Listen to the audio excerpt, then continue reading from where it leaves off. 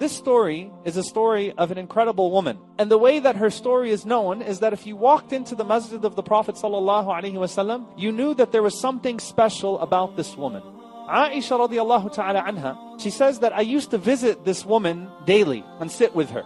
And she used to say a line of poetry. وَيَوْمَ الْوِشَاحِ مِنْ أَعَاجِيبِ رَبِّنَا أَلَا إِنَّهُ مِنْ بَلْدَةِ الْكُفْرِ أَنْجَانِي. And the day of the scarf, or one of the wonders of our Lord, the day of the scarf was one of the wonders of our Lord. It was on that day that He saved me from the shores of disbelief.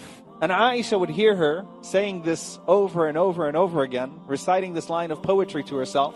And just like you all, she had no idea what it meant. She heard the line and she wondered, what is this woman talking about? Maybe it's a poem that she had from her tribe or from her land. And they were, of course, a poetic people. And there's a deeper meaning that I'm not understanding. So she said, one day I just asked her, I said, you know, every single time I sit with you and every time I see you, you're reciting this poem. What's your story? The story of this woman, she says, and she was an Abyssinian slave girl. She was from Abyssinia, which is modern-day northern Ethiopia. And she was a slave girl to one of the Bedouin Arab tribes before Islam. And she said that I was amongst this tribe and I had no family, I had no connection to anybody, I had no friend. I mean, she was essentially estranged. SubhanAllah, she's living amongst these people and she's a stranger amongst them. She said, I used to serve the family of my master and I used to travel with them wherever they went and wherever they settled. And she said that one day, the daughter of the master came out and she was wearing this wishah. And wishah is a scarf in the Arabic language. It refers to a red leather, or at least in this particular situation, a red leather shawl or scarf that you would either wear on your shoulders or you would put around your waist. Traditionally, the Arabs used to put golden coins on it or some jewelry on it or something valuable on it. It was a means of beautification and it was also distinction, a sign of power.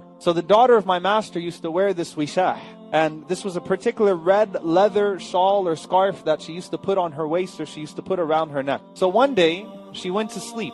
And when she went to sleep, a bird came and thought that it was a piece of meat because of its color. So the bird picked it up and flew off with it. When she woke up, she started to scream about it, that her wishah was missing, her scarf was missing. So she called out to her father and she called out to the elders of her tribe. And she said, someone took my scarf. So obviously, what did they do? They all looked at me and they all came to me and they started to interrogate me and say, what happened to her scarf?